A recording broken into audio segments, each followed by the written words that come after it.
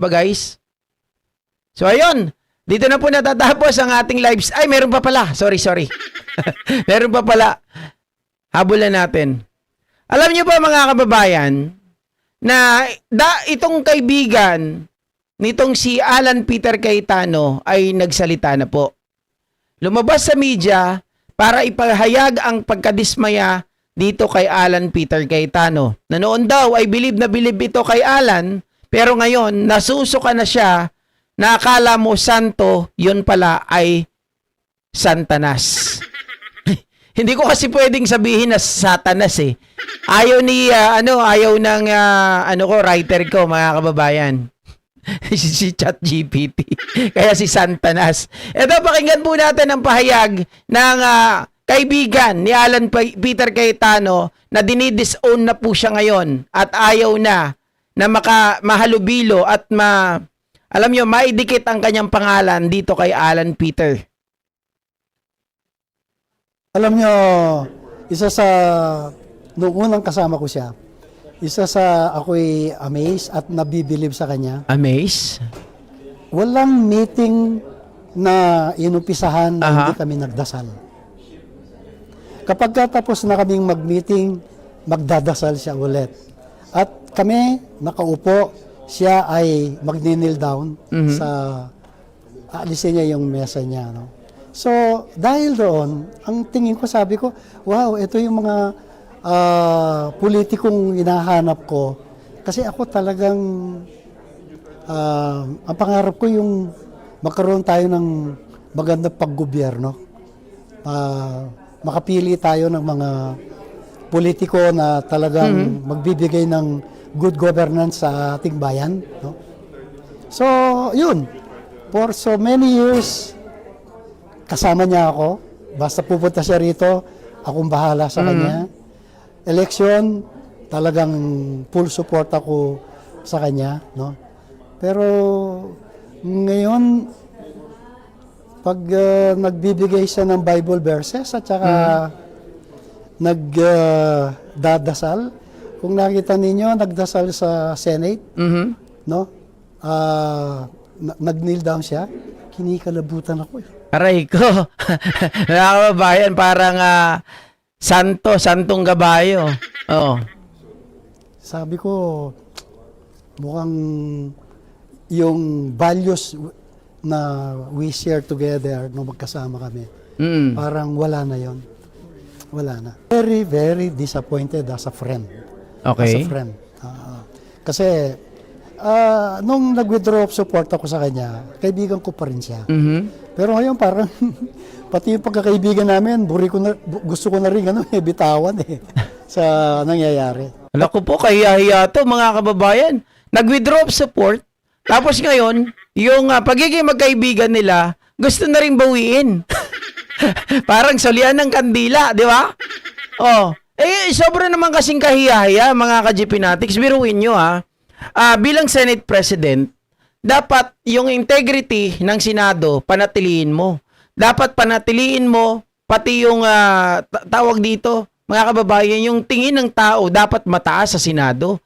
Pero sa ginagawa mo ngayon, hindi mo pinapataas ang dangal, ang integrity at tawag dito, mga kababayan, sinisira mo kasi ikaw mismo ang nagbibigay ng maling impresyon sa tao. Ikaw yung tipong nagpapakalat ng fake news. Biruin mo sabi ni Erwin Tulfo, nagsasalita ka ng mga bagay na wala kang basis of facts. Nagsasalita ka ng mga bagay na samantalang ikaw talaga yung nagpauwi sa amin. There's no reason for us to stay in Senate. Tapos kayo lang ang nagko-caucus. Anong gagawin namin dun sa loob? Tapos ngayon, kami ang pagbibintangan mo.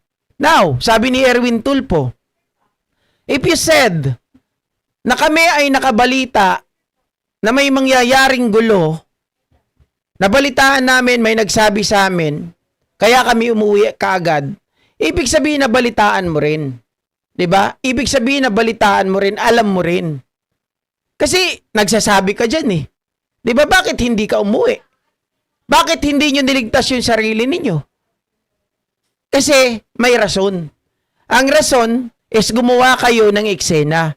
Ang eksena kung saan, mga kababayan, nagsisinungaling ka na sinasabi mo walang kinalaman ang paglabas ni Senator Bato sa halalan, sa pagpapalit ng liderato. Gusto lang talaga na pumasok na ni Senator Bato. Yun ba ang totoo?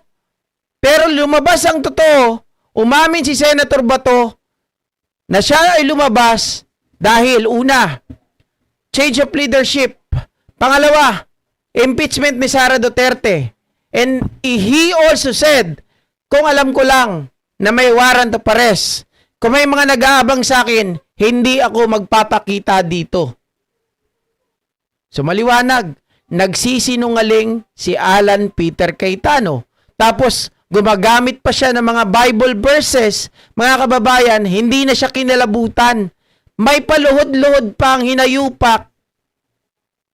'Di ba? Nakala mo hindi makabasag pinggan. May nagtatanong, sino daw ba yung sinasabi na biyanan ko, asawa ko? Ay, hindi ko alam. Kayo na lang bahala magbasa. Ayaw kong pag-usapan yan. Bakit binabasa mo pa yung comment ko? Sabi niya. Hindi, mga kababayan, ayaw kong sagutin yan kasi masyado nang malalim yan. Baka tayo ay makasuhan. No, hanggang blind item na lang. Bahala na kayo kung sino ba yan. O, tingnan nyo doon kay Mami Pebbles. Kay Pebbles Talakera kung sino yan. Malalaman nyo doon. May mga clue naman eh. Diba, wag nyo na... Wag na kayo nga, don't put words into my mouth. Mga kababayan, wag nyo nang lagyan ng mga salita yung bunganga ko. Baka mamaya madulas ako eh. Diba? Kaya ang tanong ko lang dyan ba nanggaling yung script ng Tanggol? Kung bakit nandoon mga kababayan? Alam nyo na yung yung eksena, 'di ba si Dante Rivero Sr. Jowa niya pala si Jackie. Si Angel Aquino. Tapos si Angel Aquino, asawa naman ni Albert Martinez. 'Di ba? Anak nila si Jake Cuenca, mga kababayan.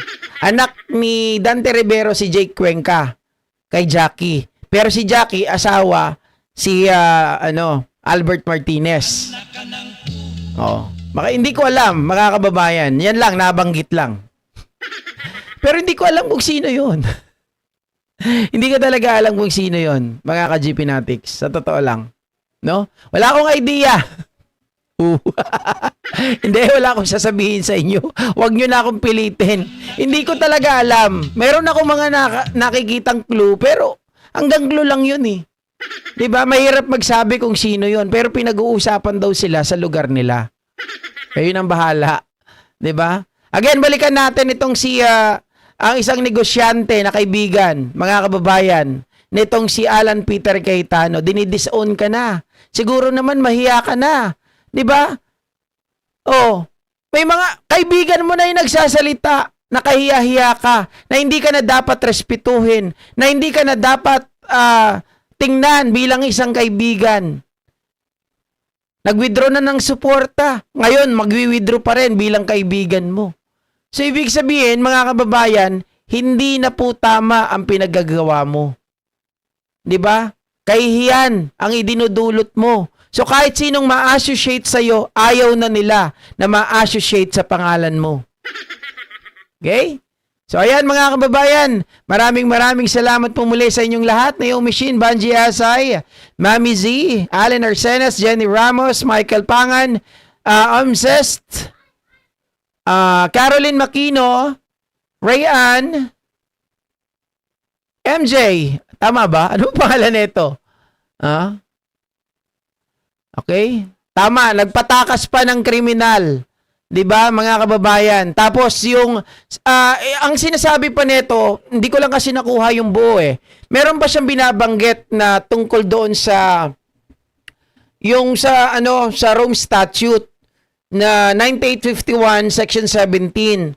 Kasi ang nagratifika pa nun, mga kababayan, ay kasama itong si Alan Peter Cayetano.